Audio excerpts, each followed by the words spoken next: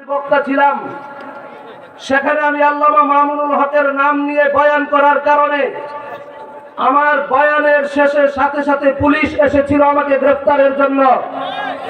বয়ান শেষ করে খাবার খাওয়ার মতো পরিস্থিতি সেদিন ছিল না। সেদিন সেই মধ্যনগর থেকে এই চোখের মধ্য দিয়ে, এই ক্ষেতের আইল দিয়ে পালিয়ে আপনাদের আলীনগর দিয়ে আমি পালিয়ে গিয়েছিলাম। মুহতারাম হাজিরিন, আজকে সেই স্মৃতি আমাদের মনে পড়ে। আজকে তোমরা কোথায়? আমাদেরকে তোমরা পালিয়ে যেতে বাধ্য করেছিলে। আজকে তোমরা এক কাপড়ে বাংলা ছাড়তে বাধ্য হয়েছ। মুহতারাম হাজিরিন, আল্লামা মামুনুল হক এই অঞ্চলে এসেছেন, এটা আপনাদের সৌভাগ্য। সারা নরসিংদীতে আল্লামা মামুনুল হক 4 বার এসেছেন শুধুমাত্র। সেই 4 নম্বর বার আপনাদের এখানে এসেছেন, আপনাদের সৌভাগ্য। আজকে মামুনুল হকের পক্ষ থেকে আপনাদের কাছে মেসেজ পৌঁছাতে চাই, মামুনুল হকের আগমন শুভেচ্ছার স্বাগতম বলবেন। আর আগামী কালকে গিয়ে মামুনুল হকের কোন আদর্শ লালন করবেন না। মামুনুল হকের স্বপ্নকে জমিনে বাস্তবায়নের জন্য কোন প্রচেষ্টা আপনার থাকবে না। আমি বলবো, আপনি মামুনুল হকের জন্য যে ভালোবাসা দেখিয়েছেন পুরোটাই ভুয়া। মামুনুল হকের জন্য প্রকৃত ভালোবাসা তখনই হবে যখন মামুনুল হকের স্বপ্ন বাস্তবায়নের জন্য খোদার জমিনে খোদার খেলাফত বাস্তবায়নের জন্য বাংলার জমিনে ইসলামী হেলারি নিশান উড্ডীন করার জন্য আমার জীবন, আমার যৌবন, আমার জীবনের সব কিছু বিলিয়ে দেওয়ার জন্য যখন প্রস্তুত হতে পারবো, তখনই মামুনুল হকের ভালোবাসা প্রমাণিত হবে। মুহতারাম হাজিরিন, 5ই আগস্টে জুলাই বিপ্লবের পর একদল বাংলাদেশ থেকে পালিয়ে গেছে, আরেক দল বাংলাদেশকে লুটে পুটে খাওয়ার ষড়যন্ত্র করছে। স্পষ্ট ভাষায় বলি, ছাত্র সমাজের সেই বিপ্লবের মধ্যে শুধুমাত্র স্কুল কলেজের ছাত্ররা ছিল না, আমাদের মাদ্রাসার 70 জন তালেবে ইলম শাহাদাত বরণ করেছে। আমরা নিজেরা সশরীরে আন্দোলনের সংগ্রামে ময়দানে ছিলাম। আজকে আমাদের সেই অবদানকে অস্বীকার করার চেষ্টা করা হচ্ছে। 1971-এ যেইভাবে আলেমদের অবদানকে অস্বীকার করেছিল একদল কুলাঙ্গার, বর্তমানেও 24-এর বিপ্লবকে একদল কুলাঙ্গার অস্বীকার করার চেষ্টা করছে। আমরা স্পষ্ট ভাষায় বলতে চাই, এই দেশের মধ্যে স্বৈর শাসককে বিদায় করা হয়েছে এই দেশটাকে সত্যিকারের ইনসাফপূর্ণ একটা সমাজ ব্যবস্থা কায়েম করার জন্য। কিন্তু কিছু মানুষের গায়ে লাগে, হুজুররা জুড়ে কথা বললে কিছু মানুষের গায়ে লাগে। হুজুর বলবে আসমানের উপরের কথা, হুজুর বলবে জমিনের নিচের কথা, হুজুর বলবে কবরের কথা, আখিরাতের কথা। হুজুর থাকবে মসজিদে আর মাদ্রাসায়, হুজুর কেন জমিনের উপরের কথা বলে? দোস্ত মুহতারাম, আগে একদল আমাদের টুটি চেপে ধরেছিল, এখন আরেক দল হুজুরদের এই ধরনের মাহফিলগুলোকে বন্ধ করে দিচ্ছে। ষড়যন্ত্র আমরা সব বুঝি, ষড়যন্ত্র আমরা সব বুঝি। আলীনগর, মধ্যনগর, বাঁশগাড়ির তৌহিদি জনতা, উলামায়ে কেরাম, যুবক শ্রেণী, তোমাদেরকে লক্ষ্য করে বলা যায়, তোমাদেরকে লক্ষ্য করে বলা যায়, গতকালকে তোমরা নিজেদের মধ্যে সামান্য বিরোধকে কেন্দ্র করে 3 জনকে মার্ডার করে ফেলেছ। গতকালকে তোমরা এই কাজ করেছ, তোমাদের জন্য দুর্ভাগ্য। এটা নরসিংদীর জন্য একটা দুর্ভাগ্য। কথা ঠিক না বেঠিক? শুনতেছি 2-1 দিনের মধ্যে আবার নাকি লাগবে। স্পষ্ট ভাষায় বলে যায়, একজন মানুষকে বিনা কারণে হত্যা করলে সে চিরস্থায়ী জাহান্নামে। অতএব এই ধরনের ঝগড়া করে, দাঙ্গা হাঙ্গামা করে জীবন না দিয়ে ইসলামের জন্য জীবন দেওয়ার জন্য প্রস্তুত হও। জীবন দিব তো আল্লাহর জন্য দিব। এই জীবন কার দেওয়া? এই যৌবন কার দেওয়া? আমার শরীরের রক্ত কার দেওয়া? শরীরের রক্ত যদি ঝরাইতে হয় কার জন্য ঝরাবো? আমার কণ্ঠ কে দিয়েছেন? এই কণ্ঠে স্লোগান তুলতে হলে কার স্লোগান তুলবো? আল্লাহ আমাকে কণ্ঠ দিয়েছেন জয় বাংলার স্লোগান দেওয়ার জন্য নয়। আল্লাহ আমাকে কণ্ঠ দিয়েছেন বাংলাদেশ জিন্দাবাদ বলার জন্য নয়। আল্লাহ কণ্ঠ দিয়েছেন নারায়ে তাকবীরের স্লোগান তোলার জন্য। অতএব তোমাদেরকে বলে যাই, সামনে যদি জীবন দিতে হয়, আবার যদি তোমাদের জন্য তোমাদের জীবন দিতে হয়, ইসলামের জন্য দিবা। ঠিক আছে কথা? মোহতারাম হাজরিন, যুবকদেরকে বলি, আজকের যুব সমাজ ভালো করে শুনো। গত 16 বছর তোমরা একদল দ্বারা পরিচালিত হয়েছ। গত 16 বছর একদল তোমাদেরকে মোটিভেশন করেছে। তোমাদের হাতে অস্ত্র, মদ, গাঁজা, ইয়াবা, ফেন্সিডিল সবকিছু তুলে দিয়েছিল। এখন আরেক দল তুলে দেওয়ার জন্য প্রস্তুত হচ্ছে। তুমি কি পেয়েছ? কয়দিন আওয়ামী লীগের গোলামি করবা, আবার কয়দিন বিএনপির গোলামি করবা। এই আওয়ামী লীগ আর বিএনপির গোলামির জন্য আল্লাহ তোমাকে জীবন দেন নাই। এই জীবনের প্রতিটা সেকেন্ডের হিসাব দিতে হবে। অতএব হিসাব দেওয়ার জন্য, সত্যিকারের হিসাব যদি দিতে চাও, ইসলামের পতাকা তলে চলে আসো। বলে হুজুর আমরা তো ইসলামের পক্ষেই আছি। ইসলামে কেমনে থাকতে হয়? আল্লাহ বলেছেন ইয়া আইয়ুহাল্লাযীনা আমানু উদখুলু ফিস-সিলমি কাফা। হে ঈমানদারগণ, ইসলামে পরিপূর্ণ প্রবেশ করো। আমরা সবাই ঈমানদার, কিন্তু সত্যিকার অর্থে ইসলামের মধ্যে পরিপূর্ণ প্রবেশ করে নিজেকে সত্যিকারের ঈমানদার দাবি করার মতো লোক অনেক কম। কথা ঠিক না বেঠিক? আমি বলি আমি মুসলমান, আমার বাপের নাম ইসলামউদ্দিন, আমার নাম মুসলিম উদ্দিন। কবি বলেন हम मुसलमान है मगर हम में मुसलमानी नहीं, हम मुमिन है मगर ईमान में कामिल नहीं।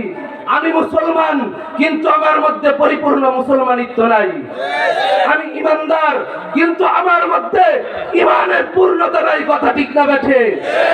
পূর্ণ ঈমানদার হতে হলে, পূর্ণ ঈমানদার হতে হলে মানব রচিত সকল তন্ত্র মন্ত্র, মানব রচিত কার্ল মার্কস, মাও সেতুংয়ের রচিত এই ধরনের গণতন্ত্র আর সমাজতন্ত্রের মাধ্যমে সত্যিকারের ইসলাম বাংলাদেশে প্রতিষ্ঠা হতে পারে না।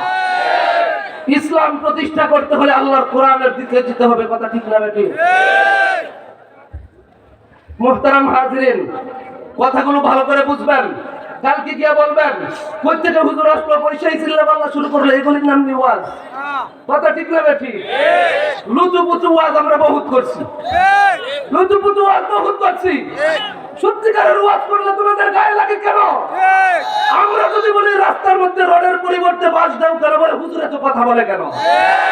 হুজুররা কথা বললে দুর্নীতিবাজ দুর্নীতি করতে পারে না। হুজুররা কথা বললে ঘুষখোর ঘুষ খাইতে পারে না। হুজুররা কথা বললে অবৈধ সম্পদ বাহিরে পাচারকারীরা এইভাবে অবৈধ সম্পদ পাচার করতে পারে না। এজন্য তাদের গায়ে লাগে, এজন্য তাদের গায়ে লাগে। অতএব সবাই ওইদিকে তাকাইতেছে কোন সময় হুজুর আসবে। আমি শেষ করে দেই, মাঝখানে হুজুর পাগড়ি দিবে। আমি শুধু এই এলাকার লোকদেরকে বলে যাই, এলাকার লোকদেরকে বলে যাই, 24-এ একটা বিপ্লব হয়েছে। কথা ঠিক না বেশি? 24-এর বিপ্লবের মাধ্যমে আমরা সত্যিকারের ইসলাম কায়েম করতে পারি নাই। কথা ঠিক না বেশি? অতএব তোমাদেরকে বলে যাই, হে যুবক ওঠো, জাগ্রত হও, মুষ্টিবদ্ধ হাতে আবার স্লোগান তুলো। বাংলাদেশে আরেকটা বিপ্লব হবে, বাংলাদেশে আরেকটা বিপ্লব হবে। এই বিপ্লব হবে ইসলামের, এই বিপ্লব হবে কোরআনের। কথা ঠিক না বেঠি? অতএব মামুনুল হকের যে মেসেজ, মামুনুল হকের যে মেসেজ, আমরা বহু দল করেছি, আমরা বহু নেতা দেখেছি, আমাদেরকে বহু লোক দেখানো হয়েছে, আমাদেরকে বহু ধরনের প্রলোভন দেখানো হয়েছে।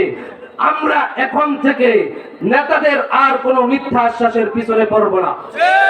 কথা আরো আসতে বলেন, পিছনের মানুষ রাগ হইতেছে। এই নেতাদের মিথ্যা আশ্বাসের পিছনে পড়বেন? নেতারা যদি ডাক দেয় আসো মিছিলে 500 টাকা পাবা, যাবেন? অনেকে যাবে, অনেকে যাবে। কিসের জন্য গেলা? কি প্রতিষ্ঠা করতে গেলা? গণতন্ত্র কুফরি মতবাদ, এই কুফরি মতবাদকে সমাজে প্রতিষ্ঠা করাও কুফরি। আলেমরা যদি সেটাকে কোনোভাবে জায়েজ করে কোন ইসলামী সংগঠন করতে পারে, শুধুমাত্র এটাই করতে পারবে, কথা ঠিক না বেশি? অতএব আজ থেকে বলে যাই মানব রচিত কোন সংগঠন, মানব রচিত কোন তন্ত্রমন্ত্রের পিছনে আর ছুটা যাবে না। এখন থেকে ছুটবো ইসলামী তন্ত্রের পিছনে, কথা ঠিক আছে? কোন ইসলামী সংগঠনের বাইরে মানুষের বানানো কোন সংগঠনের পিছনে চলবো না, ঠিক আছে? মামুনুল হক 3 বছর জেল খাচ্ছেন কার জন্য? আরে মামুনুল হক 3 বছর জেল খেটেছেন কিসের জন্য? ইসলামকে প্রতিষ্ঠা করার জন্য। আমার হুজুর বলেছেন মামুনুল হকের দোষ একটা, কয়টা? কি কয়টা? কি সেটা? যা আল হক ওয়া যাহাকাল বাতিল। হক কথা বললেই সমস্যা, কথা ঠিক কিনা? মামুনুল হক কোরআনের পক্ষে কথা বলে, এটাই তার সমস্যা। মামুনুল হক আল্লাহর একত্ববাদের কথা বলে, এটাই তার সমস্যা। অতএব আমরা একত্ববাদকে প্রতিষ্ঠা করার জন্য যদি আমার জীবন দিতে হয়, যদি আমার শরীরে রক্ত দিতে হয়, যদি শাহাদাত বরণ করতে হয়, রাজি আছি তো ইনশাআল্লাহ। ইনশাআল্লাহ আগামী দিনে দেখতে চাই, আগামী দিনে এই চরাঞ্চলবাসীকে দেখতে চাই যে কোনো ধরনের ইসলামী আন্দোলনের জন্য, যে কোনো ধরনের সংগ্রামের জন্য, দ্বীনি সংগ্রামের জন্য সকলে প্রস্তুত থাকবেন তো ইনশাআল্লাহ। মুহতারাম হাজিরিন, কথা শেষ করে দিব। আমি যে কথাটা, যে হাদিসটা পড়েছি, হাদিসের মধ্যে নবী বলেছেন দুনিয়ার প্রত্যেকটা ঘরে ঘরে ইসলাম পৌঁছবে, কথা ঠিক না বেঠিক? নবীজির ভবিষ্যৎবাণী কখনো মিথ্যা হতে পারে? নবীজি ভবিষ্যৎবাণী করেছেন দুনিয়ার প্রতিটা ঘরের মধ্যে ইসলাম প্রবেশ করবে। এই ইসলাম হয়তো কেউ ভালোবেসে গ্রহণ করবে, কেউ জুড়ে ইসলাম গ্রহণ করবে, কথা ঠিক না বেঠিক? কেউ হয়তো সম্মানের সহিত গ্রহণ করবে, কেউ জিল্লতির সহিত অপদস্থ হয়ে ইসলামকে গ্রহণ করবে, কথা ঠিক না বেঠিক? ইসলাম এই জমিনে কায়েম হবে। এখন আমি ইসলামের পক্ষে থাকবো কি থাকবো না, সেই সিদ্ধান্ত আমার, কথা ঠিক? ইসলাম এই জমিনে কায়েম হবে।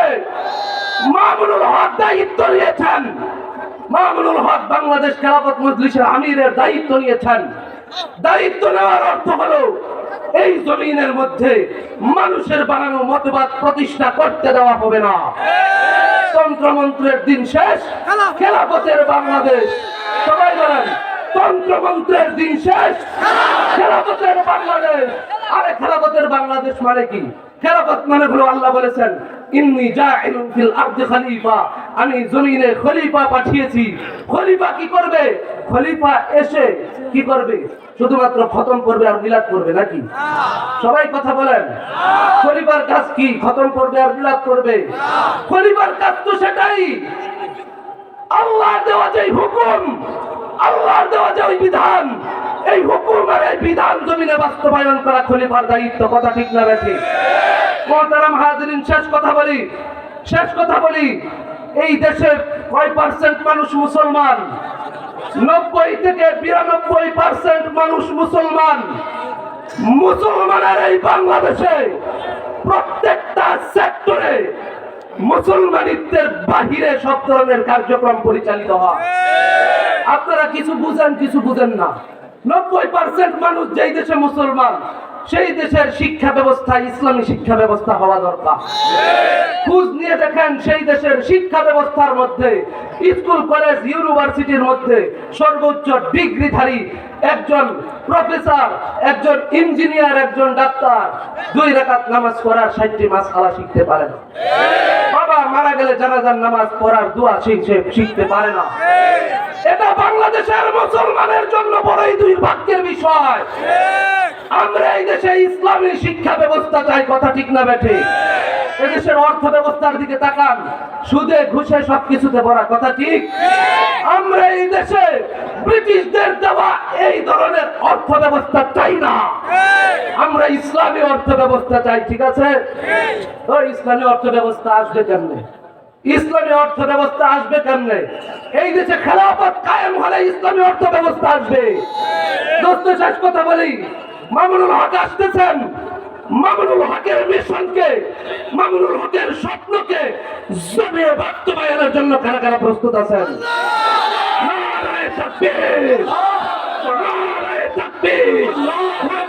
মামুনুল হক এগিয়ে চলো, আমরা আছি তোমার সাথে, আল্লাহ আছেন আপনার সাথে। মামুনুল হক এগিয়ে চলো, মামুনুল হকের ভয় নাই, রাজপথ ছাড়ি নাই, রাজপথ ছাড়ি নাই। মামুনুল হকের ভয় নাই। আমি নগরের ওলামায়ে কেরাম, যুবক সমাজ, তোমাদেরকে বলি, এই যে স্লোগান দিলা আবেগের থেকে, কথা বলতে হবে আবেগ থেকে, বিবেক থেকে, কথা ঠিক না বেঠে? কিসের থেকে? আমি এদেশে ইসলাম প্রতিষ্ঠা করতে চাই। ইসলাম প্রতিষ্ঠা করতে গেলে তার বিপক্ষে যদি আমার মা আসে, আমার মাকে আমি অস্বীকার করব। আমি এদেশে ইসলাম প্রতিষ্ঠা করতে চাই। ইসলাম প্রতিষ্ঠার কাজে তার বিরোধিতার জন্য যদি আমার নেতা আসে, নেতাকে লাথি মারবো। আমি এদেশে ইসলাম প্রতিষ্ঠা করতে চাই। এই ইসলামের বিপক্ষে যেই আসুক তাকে আমরা কখনো মানবো না। আমরা ইসলাম প্রতিষ্ঠা করার জন্য, আল্লাহর একত্ববাদকে প্রতিষ্ঠার জন্য আমার জীবনকে বিলিয়ে দিব। রাজি আছি ইনশাআল্লাহ? আল্লাহ তাআলা তৌফিক দান করেন। মামুনুল হক আসবেন, শেষ পর্যন্ত আমরা দোয়া মুনাজাত করে এখান থেকে বিদায় হব। আল্লাহ তাআলা আমাদেরকে তৌফিক দান করেন। কোনো কথা যদি ভুল বলে থাকি মাফ করে দিবেন। আমল করার কথাগুলোর উপর